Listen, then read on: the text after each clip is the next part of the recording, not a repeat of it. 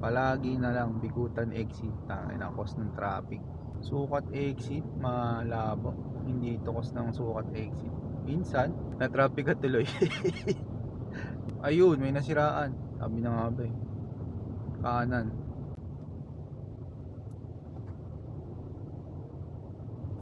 Ayun no, nakalampas lang ng Alabang exit. Pa northbound ba tawag dito? Viaduct ba to? Sarap, traffic. Nyari.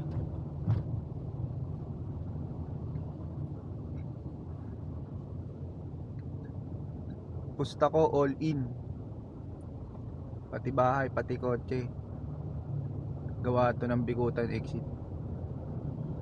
Number 1 yan. Palagi na lang bikutan exit, tangin na cause ng traffic. Sayang gas, sayang pera, walang Diyos.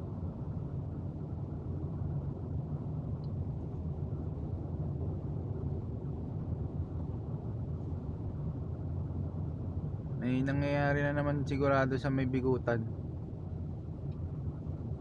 Kaya hindi na naman makausad tong ano na to, mga sasakyan dito.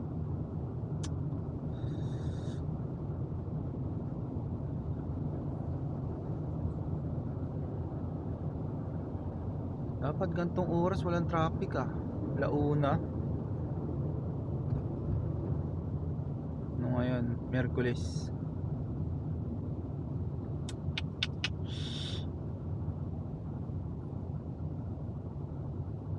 Kahit sa paan ito, kahit nakamatic, lalo na pag manual.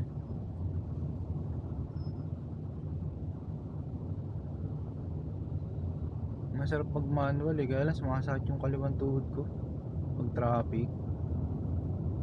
Wala na, signs of aging na talaga, hindi na kaya.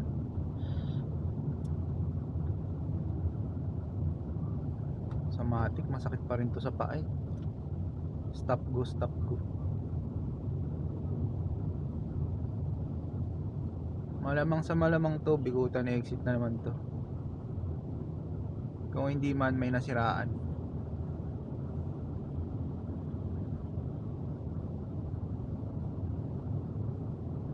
Sukat exit malabo, hindi ito cause ng sukat exit. Minsan, pero hindi palagi.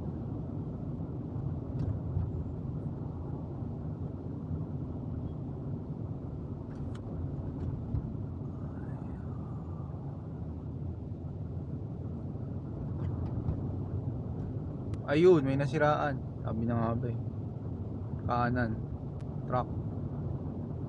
Tapos ba nito, dire-diretso na. Sana naman, dire-diretso na.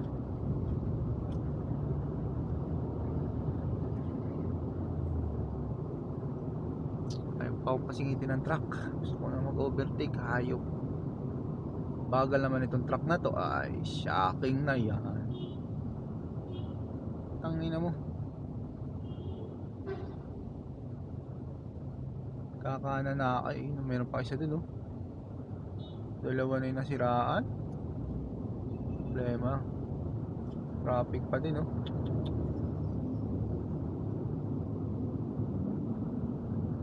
May nasiraan ah. Tapos baka may something pa sa bikutan. Yan mahirap. Dapat yung truck na nasiraan na yun dito tumabi sa ano, kaliwa eh. Nasa kanan siya eh. Marami namang ano dito sa kaliwa. Yun lang pag di sa kasya. Medyo maliit din tong ano to yung tawag dito, Bay Area.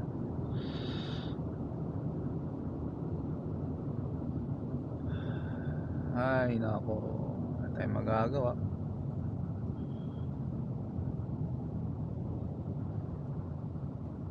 At kasi work from home na lang eh, talaga masarap. Full work from home, walang gasto sa ano. Op, sige, sige, singit mo na.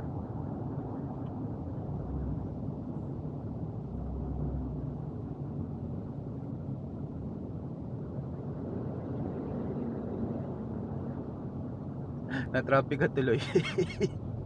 Kung gumitna ka, diretso ka. Pero pag ganitong traffic, ayoko na magpapalit-palit ng lane.